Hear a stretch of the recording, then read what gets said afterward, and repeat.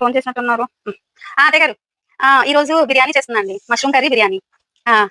Okay సరే అండి, bye.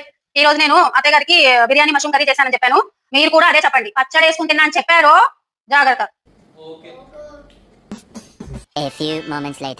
మళ్ళీ అత్తయ్య ఫోన్ చేశారు.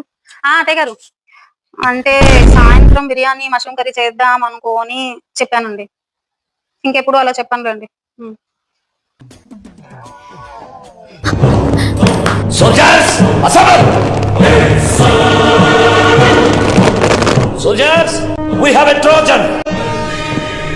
మనల్ని అంతం చేయడానికి మళ్ళా ఉండే ఒక నల్లటి గొర్రె మనలో జ్వరపడింది. దాన్ని కనిపెట్టి బలి. Who is that black sheep? నీ అంతట నువ్వు వస్తే నీకు నొప్పి కలగకుండా కొడతాను. నేనుగా కనిపెట్టానా? నీకేమో చేసినట్టు కొట్టేస్తాను. అత్తయ్య గారికి ఎవరో బిర్యానీ వండానని చెప్పమంటే పప్పు ఆవకాయని చెప్పారట. నేను పప్పు అని చెప్పలేదే.